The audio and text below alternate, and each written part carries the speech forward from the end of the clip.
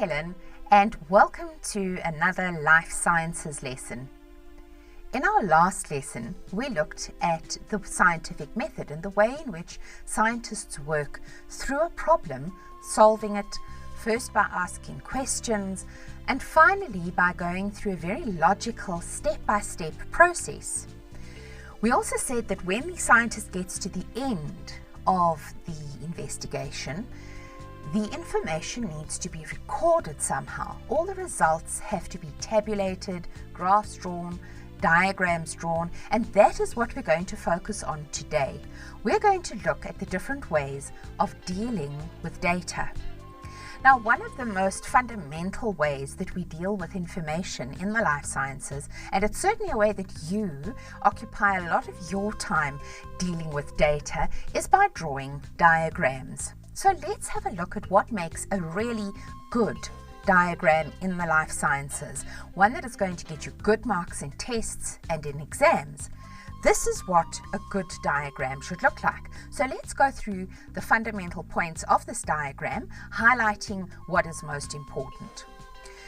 I want you to have a look and see. It's difficult to conceive of this on a screen, but your diagram should be large, right?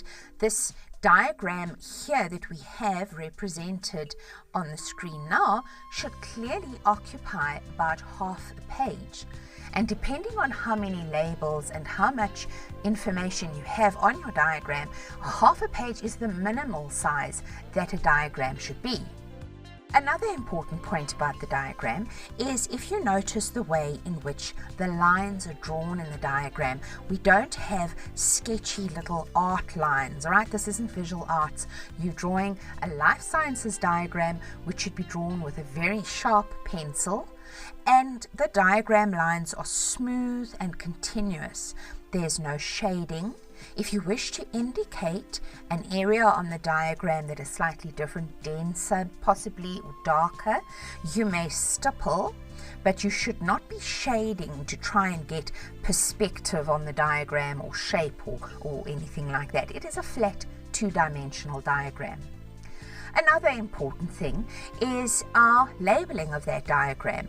The label lines have to be drawn with a ruler, and they are parallel to each other. They do not cross over each other. If you cross over your label lines in a test or in your final exams, the teacher or the marker will mark both options incorrect. So make sure you've got no label lines that are crossed. If you're finding that the one side of the diagram, because we conventionally label to the right of the diagram, if it's becoming a bit cluttered, move some labels to the left-hand side by all means.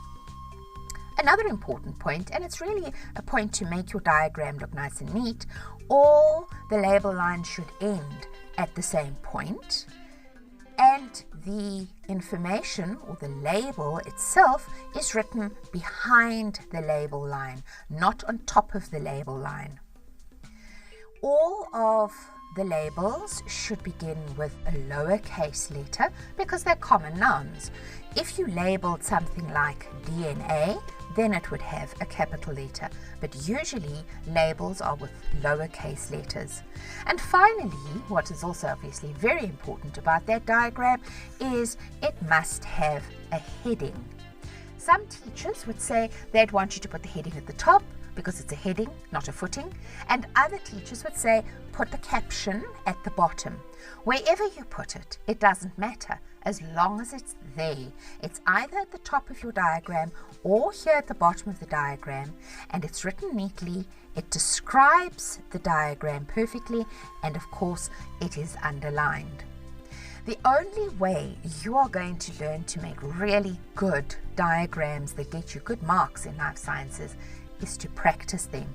So when your teacher gives you something to draw, practice it a couple of times and make sure that you can do that diagram by yourself without any guidance from an original, and that you're able to label it properly.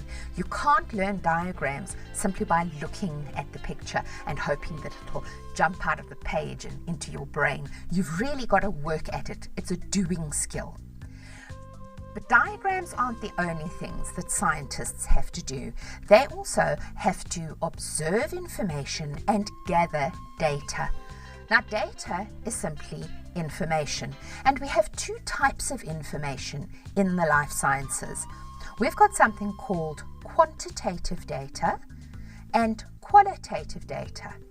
Quantitative data is going to be numerical. A farmer wants to know how many apples the trees in his orchards produce. That is quantitative. How a bird goes about building its nest, the steps that it takes and what the nest looks like, that is qualitative data. It's non-numerical. And to be able to distinguish between those two forms of data is very important later on when we're going to decide what kind of graph to draw. Tables are excellent formats for arranging information or data. You all have been drawing tables, or should have been drawing tables, for a long time, but let's quickly revise. Of course, a table is a diagram. It must have the heading.